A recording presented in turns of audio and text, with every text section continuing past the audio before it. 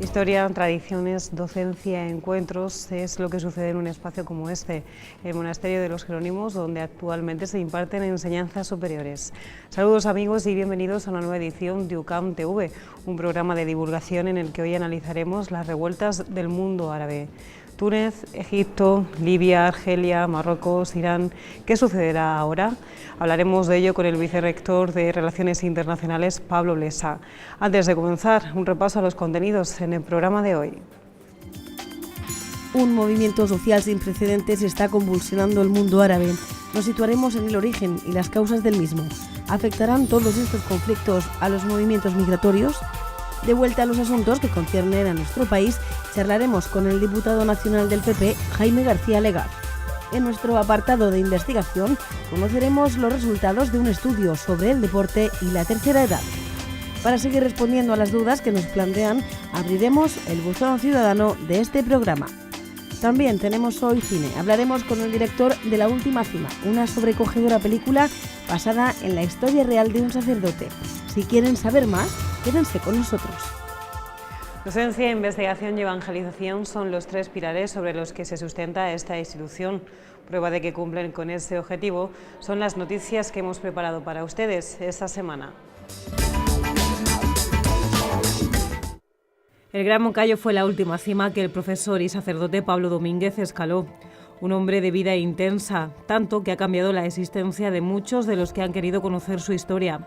La Última Cima se trata de una obra de arte, un canto a la vida y a un tipo de entender la presencia de la Iglesia y del sacerdocio.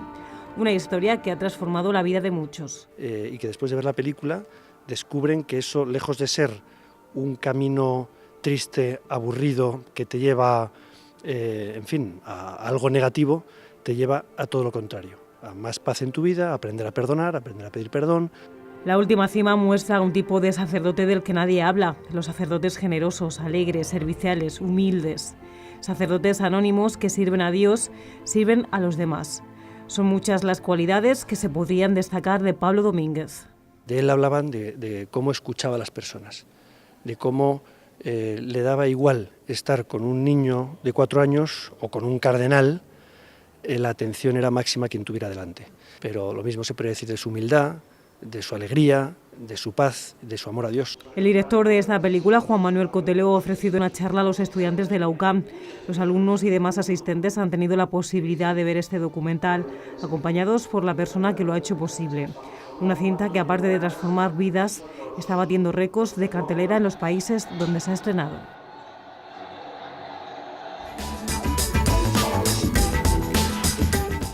Las nuevas tecnologías son las que marcan el éxito de las empresas, sean del sector que sean.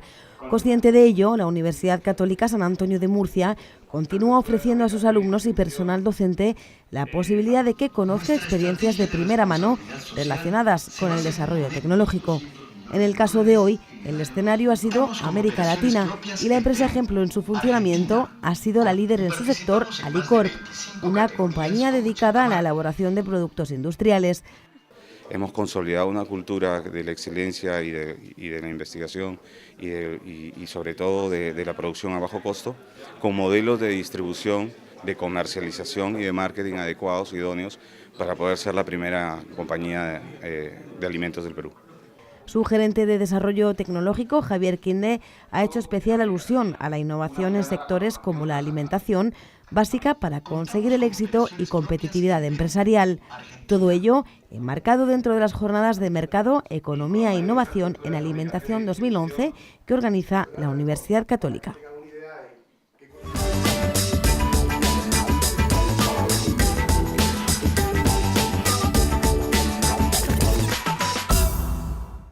Hemos visto un claro ejemplo de cómo la industria agroalimentaria ha avanzado gracias a la tecnología y a la forma de hacer mercado.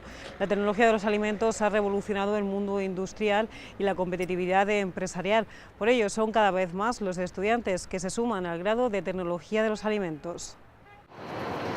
Uno de los sectores que más contribuyen al desarrollo del Producto Interior Bruto en España es la industria agroalimentaria. La competitividad y las alarmas alimentarias han hecho que se invierta en la mejora del control de los procesos productivos, en el desarrollo y la aplicación de métodos fiables que detecten contaminantes en los alimentos y también en investigar sobre la mejora del control de calidad. La importancia de este sector a nivel internacional lo ha convertido en una fuente cada vez mayor de empleo. Así, la Universidad Católica San Antonio de Murcia, adaptada ya al nuevo Plan de Estudios Europeos, contribuye a la cualificación de los futuros profesionales de la industria alimentaria. Con la autonomía universitaria, pues está claro que cada universidad podía dar el perfil que consideraba oportuno a cada título de grado.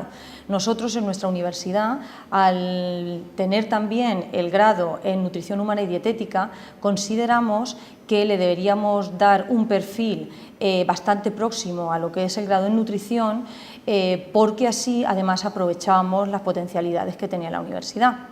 De esta manera salió un grado en Ciencia y Tecnología de Alimentos con una homología muy importante con el grado en Nutrición Humana y Dietética, una homología del 75%, y de esta manera podíamos además conseguir un objetivo que era prioritario para nosotros, y era poder decir que nuestros alumnos, cuando lo consideraran oportuno, podrían hacer el doble grado en Nutrición Humana y Dietética y Ciencia y Tecnología de Alimentos en un tiempo de 5 años aproximadamente. Aunque el 75% de ambos grados comparten la misma columna vertebral, existe una diferencia fundamental. La diferencia fundamental radica un poco en la especialización, por decirlo de alguna manera. Las asignaturas propias del grado en Ciencia y Tecnología de Alimentos serían las asignaturas más de procesos industriales.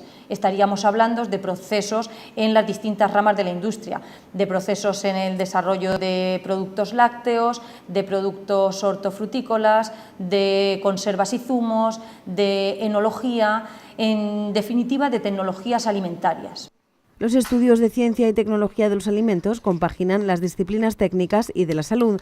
Por ello, el perfil del alumno que quiera realizar estos estudios debe de ser multidisciplinar y con unas aptitudes investigadoras muy definidas. Yo diría que tienen que tener una capacidad de trabajo en grupo importantísima, porque nadie pensará que se va a insertar en una industria alimentaria y va a trabajar por su cuenta. Eso fundamental. Y esta es una carencia que detectamos cuando la gente entra en la universidad. A la gente le cuesta mucho trabajar en grupo. Tenemos que establecer dinámicas de trabajos en grupo que le cuesta asumir al alumno. Eso para empezar. Segundo, tiene que ser un perfil de gente con una inquietud investigadora importante, porque es verdad que en alimentación los avances son diarios, y tiene que ser gente con un perfil investigador casi innato. Tienen que sentir curiosidad por todos los procesos que se les enseñen y tienen que sentir esa necesidad de innovación permanente, porque es luego lo que se va a demandar en el mercado. Realmente, cuando alguien busca un trabajador en la industria alimentaria, no busca simplemente un brazo ejecutor perfecto de lo que ya se sabe hacer. No, están buscando a alguien que tenga una capacidad para innovar y que tenga una inquietud innovadora innata.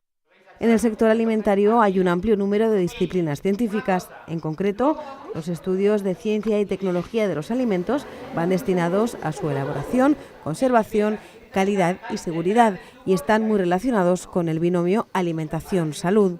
Nosotros queremos potenciar mucho la formación en I+D+I de los alumnos que salen del grado en Ciencia y Tecnología de Alimentos.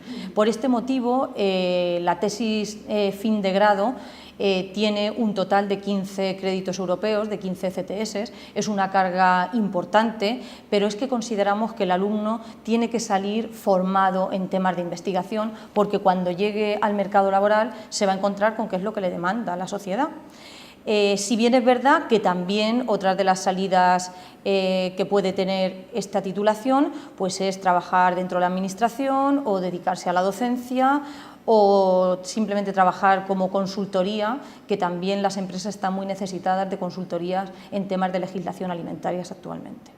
Se convierte así el grado de Ciencia y Tecnología de los Alimentos en una opción de formación completa para cubrir la demanda de profesionales que en estos momentos tienen las empresas agroalimentarias.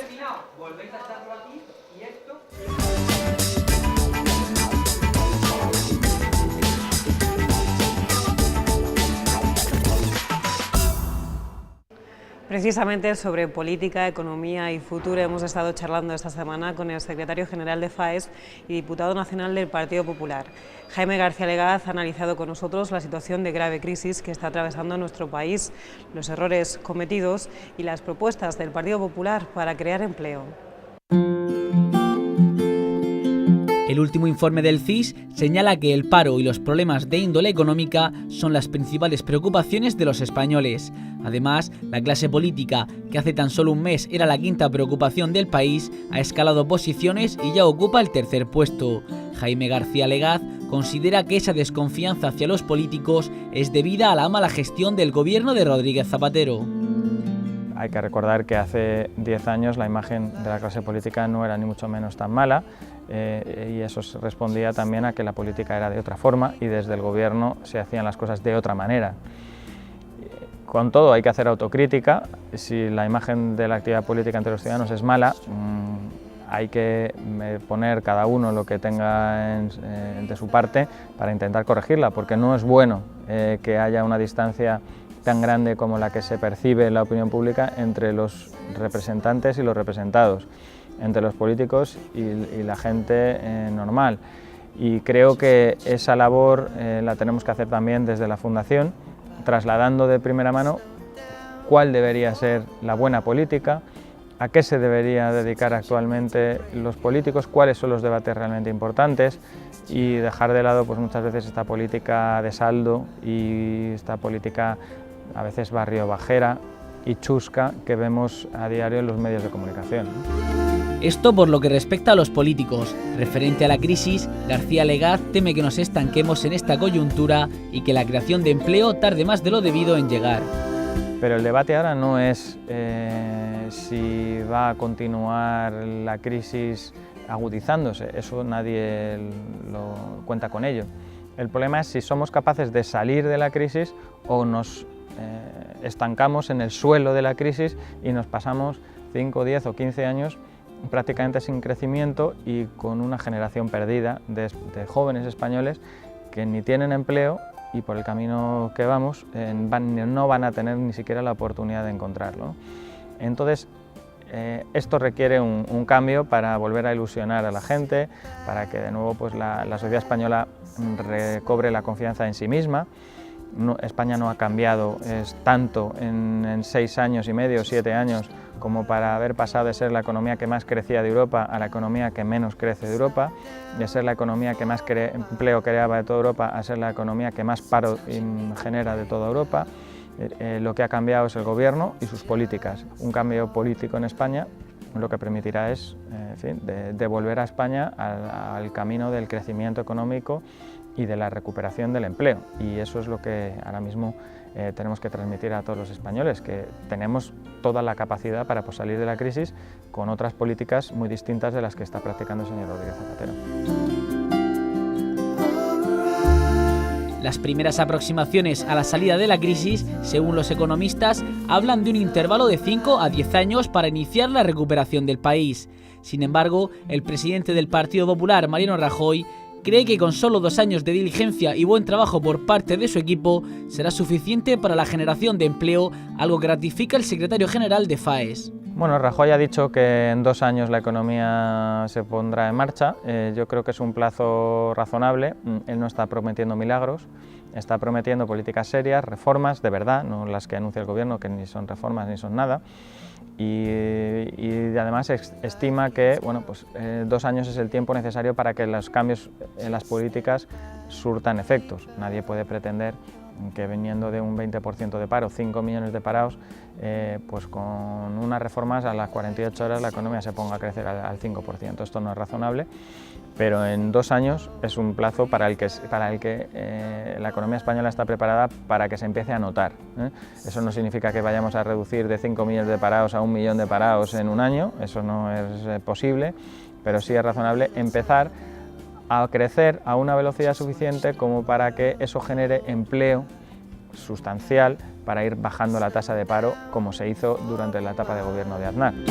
Para conseguir todos esos propósitos, la Fundación FAES está trabajando para ofrecer apoyo al Partido Popular para cuando se produzca un cambio de gobierno.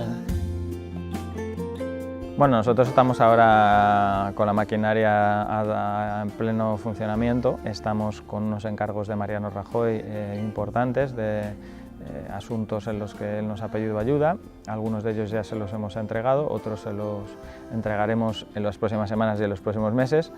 Entiendo que son asuntos que él quiere hacer suyos para el próximo gobierno de España y yo creo que España necesita un cambio. España no puede seguir por este camino de los 5 millones de parados, del déficit público desatado, del cierre de empresas, de ERES, en fin, de sobresalto día sí, día también, de casos Faisán, de chivatazos de la policía a los terroristas, en fin, es todo un conjunto de despropósitos que merece un cambio. Yo creo que Mariano Rajoy, cuando sea presidente del gobierno, pues sin duda reenderezará el camino por el que ha transitado España estos años, ¿no? Mientras la situación no cambie, muchos jóvenes están saliendo a otros países a buscar trabajo, una fuga de talentos también muy perjudicial para España.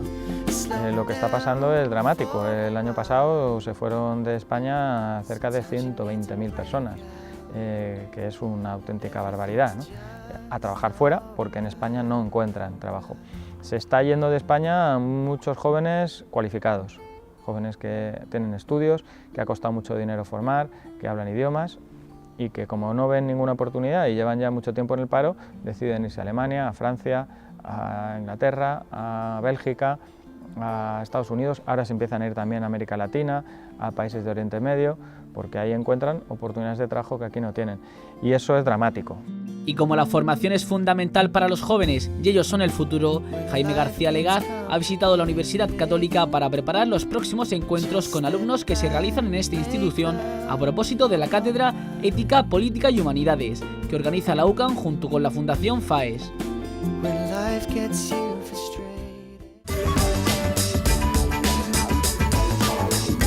Un acto de justicia, o sea, aquí en España se está respetando muy poco a los deportistas de élite. También está el caso de Marta Domínguez, que tampoco está nada claro y sin embargo se ha hecho un juicio previo que en nada favorece al deporte español y mucho menos al deporte de alto nivel. Por lo tanto, creo que es necesario y un acto de honradez y legitimidad de darle a cada uno lo suyo, ¿no? Personalmente lo veo fatal porque el deporte es una cosa que se caracteriza por la honradez. Y no veo bien que una persona que ha estado tomando sustancias lo readmitan como si no hubiera pasado nada. Regímenes totalitarios, falta de libertad, dinastías enrocadas en el poder, un movimiento social haciendo frente a ello en el que tienen mucho que ver los jóvenes y las nuevas tecnologías, un efecto dominó en el que parece que las dictaduras de los países árabes irán cayendo. A Túnez le siguió Egipto con la caída de Mubarak y en estos días se suceden diversas manifestaciones en Sudán, Yemen, Bahrein, Marruecos o incluso Libia, donde están siendo especialmente reprimidas. Nosotros hemos analizado la actualidad de los países árabes con el vicerrector de Relaciones Internacionales, Pablo Lesa. No estaba en el guión del orden mundial. Los analistas y observadores internacionales no habían previsto que un movimiento social de protesta ante un gobierno como el de Túnez pudiera remover los cimientos del mundo árabe. Se daban algunas condiciones coyunturales. Hay una crisis económica global que ha tenido un impacto allí y luego eso se suma la falta de libertad, que no es nueva, sino que son casi todos los regímenes del norte de África, son dictaduras laicas que llevan una media de unos 20 años en el poder. Pero el nacimiento de esta ola gigante que ahora amenaza a los países árabes tiene causas más profundas. Siendo países muy pobres, sin embargo, tenían acceso a Internet. Las redes sociales han sido la mecha que ha hecho explotar una auténtica bomba de relojería. Pero ¿hasta dónde va a llegar esa onda expansiva? Todas las miradas se dirigen con preocupación hacia el norte de África, tan cercano para nosotros. ¿Será el próximo Marruecos? Realmente, los países europeos no tolerarían que entrase en un periodo revolucionario sin un destino muy claro, muy determinado hacia una democracia plural. Y como eso es muy poco garantizable, creo que todos priman la estabilidad. Pero en esta revolución, tal y como apunta nuestro experto, todo es posible, pero nada es inevitable. Y al hilo de lo que está pasando se nos ocurre otra pregunta: ¿afectarán estas revoluciones a los flujos migratorios? O sea, si en el ambiente se crea la atmósfera de que se va a polarizar el conflicto, que va a haber una guerra civil, un conflicto, y que hay bandos armándose, evidentemente eso provoca una masiva afluencia de migrantes. Habrá quien huya o quien se quede, pero el hecho es que 400 millones de árabes de la cuenca mediterránea empiezan a cuestionarse si quieren seguir bajo el yugo de oligarquías, dictaduras o reinados como el de Bahrein o Marruecos.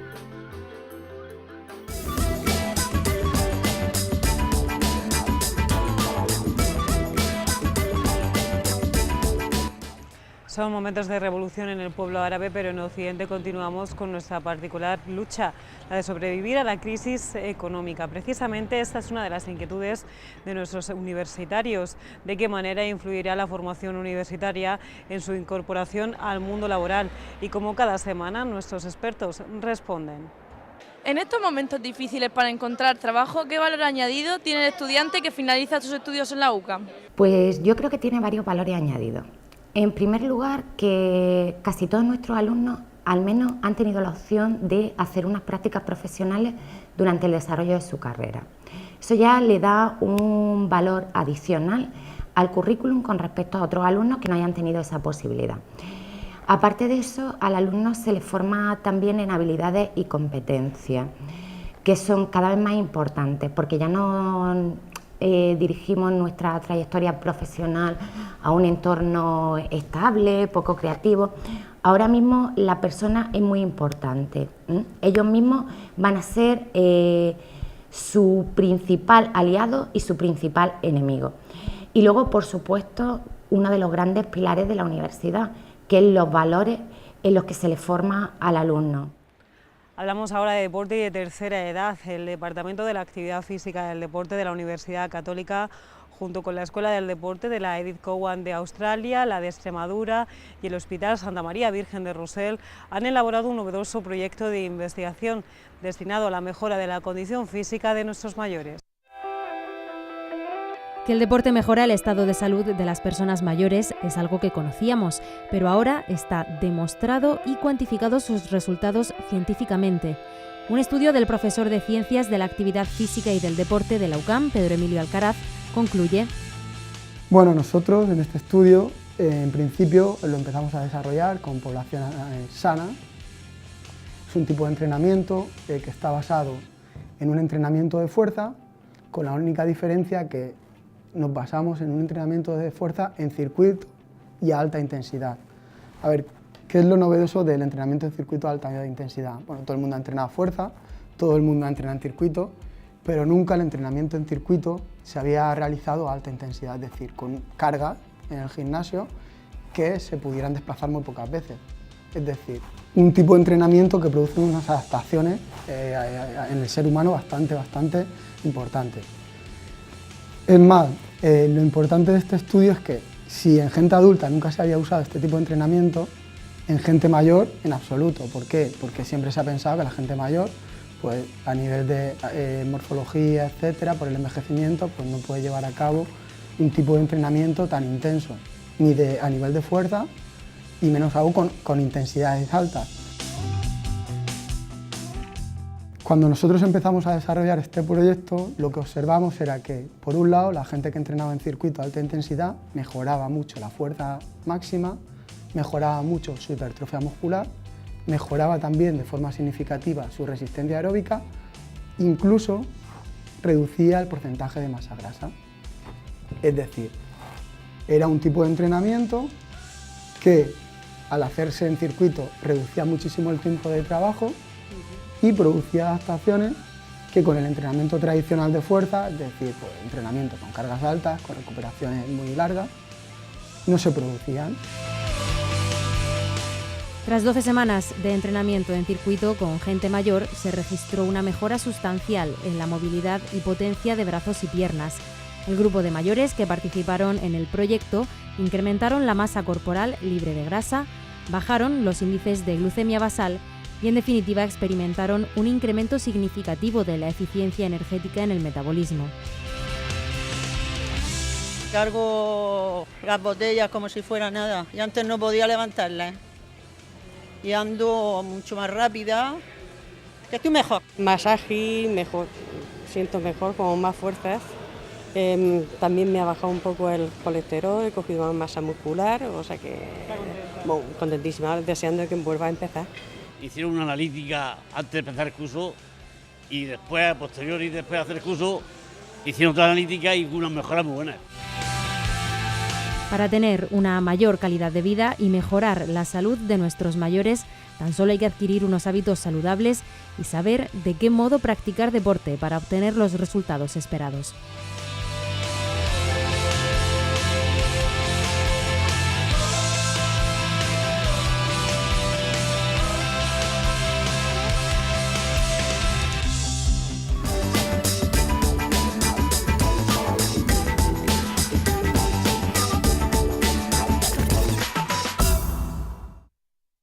A ver, yo estoy de acuerdo porque considero que Contador no ingirió esa sustancia voluntariamente, así que, en mi opinión, está libre de pecado en ese sentido. Así que, pues nada, yo estoy feliz de que gane y si puede ser que se haga del Atleti, porque no me gusta ese del Madrid. Todos los años, o la mayoría de ellos, lo que sucede es que siempre pasan estos temas, siempre surgen estos casos de dopaje, que si el clenbuterol, que si me han dado de comer, y creo que no hay una regulación sobre este tema, entonces lo que pienso que sí que deberían de regular, hacer otros controles más exhaustivos y que si tienen dinero para todo el equipaje, para ciertas cosas, supongo que también pueden recurrir a medios para tener todo esto controlado. Simplemente con el tema de la alimentación yo creo que es bastante fácil. Se nos acaba el tiempo, pero antes de marcharnos vamos a hacer un breve repaso a la agenda de esta semana en la UCAM. En el marco de las Jornadas Internacionales de Caridad y Voluntariado, el próximo domingo se celebrará una Eucaristía en Madrid, presidida por el arzobispo emérito de Sevilla, el cardenal Carlos Amigo Vallejo. Será en la iglesia del Colegio de Nuestra Señora del Recuerdo.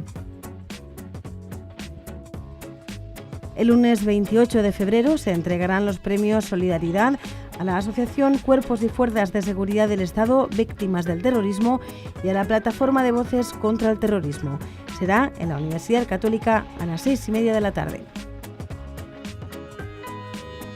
Ese mismo día a las 8:30 se celebrará la clausura ecuménica de las jornadas en la parroquia de San Pablo en Murcia. Una ceremonia que celebrarán conjuntamente el arzobispo metropolitano ortodoxo de España y Portugal, el arzobispo para España y Portugal del Patriarcado Ortodoxo de Rumanía y el vicario general para España y Portugal del Patriarcado Ortodoxo de Serbia.